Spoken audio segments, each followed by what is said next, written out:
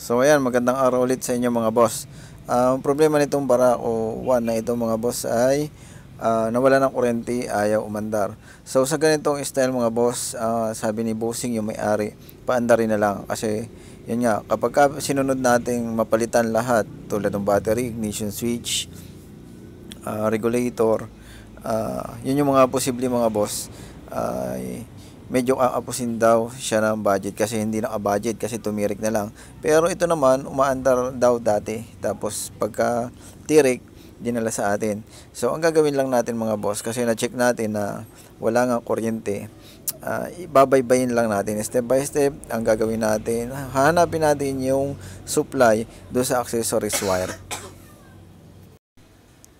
Yun. Kasi yun yung kalimitang nawawala sa ganyan, yung accessories wire, kasi hindi naman gumagana na yung battery. Wala nang supply yung battery mga boss. Deads na yung battery niyan at matagal nang deads yun. Pero gumagana, umaandar. So, yun nga, kulay brown yung bibigyan natin ng focus na wire.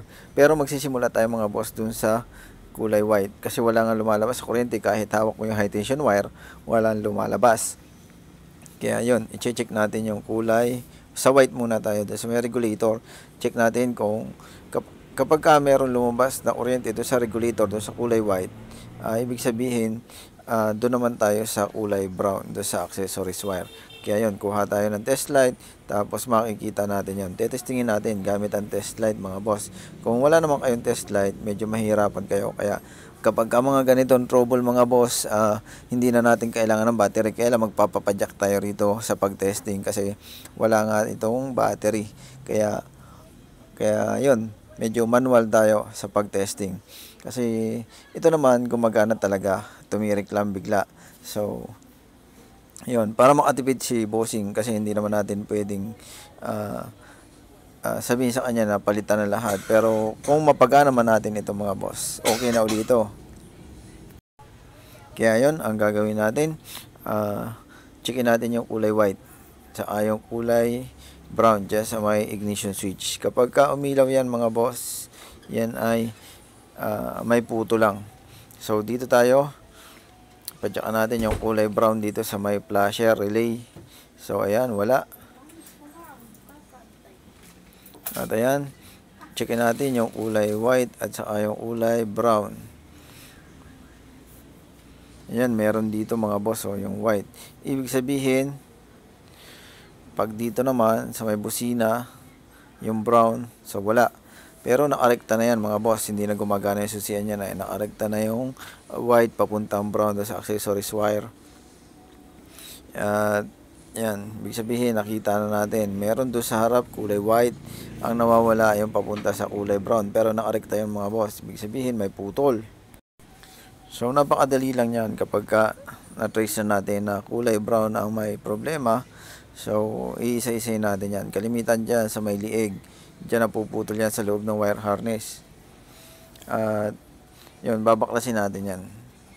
Kasi ito, medyo matagal na unit na ito mga boss. Medyo malutong na yung kanyang wire.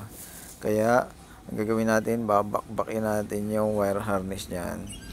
Pag nabakbak natin yan, makikita natin na andun yung putol. So, hindi pa man natin nakikita, pero ganun, kalimitan yung mga nangyayari ha.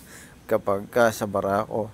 Ito mga boss, kahit sabihin natin battery operated si Barako, basta good yung kanyang regulator, aandar yan kahit walang battery. Meron mga nagsasabing hindi raw nagkakaigi, so hindi yun totoo yung mga boss. Gawa ng basta goods, original yung regulator rectifier mo, deads yung battery, gagana yan mga boss. Kaya yun, ito, tatanggalin natin yung kanyang wire harness mga boss. Yung wire harness, babalatan natin.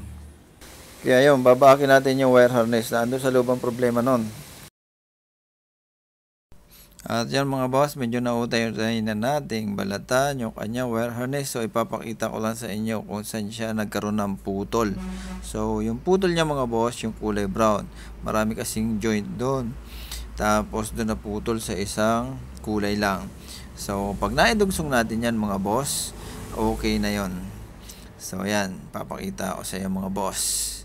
Yan, naputol yung brown. Yan lang yung idudugtong, magkakaigi na yan. Yung brown na kulay, yan yung accessories wire mga boss. Ayan. Dugtong lang yan. Pag naidugtong yan, magkakakuryente na. Okay na si Barako. Wala tayong pinalitan. Basta hinanap lang natin yung sira. Yan lang. Magkakakuryente na yan mga boss. Yan lang. Yan lang yung sira niyan. At yun, ang kasunod niyan, kapag ka naidugsong na natin, pwede na nating lagyan ng tape ulit. Yun ay aandar na. So dito, hindi ko man naipakita mga boss yung output niya kasi yun, nagka-problema tayo sa pag-export ng video mga boss. Kaya yun, basta yun lang yung ginawa natin. Okay na ito mga boss. At kaya yun, ang gagawin ko lang dito mga boss, or ang ginagawa ko na dito mga boss, ay dinudugtong ko na lang siya. Kasi kapag ka naidugtong na yun, magkakaroon na ng supply yung accessories wire. So kapag ka nagkaroon ng supply yung accessories wire, aandar na ulit yan. Kasi intact naman yung lahat ng pyesa. Wala tayong binago, dinugtong lang natin yung wire.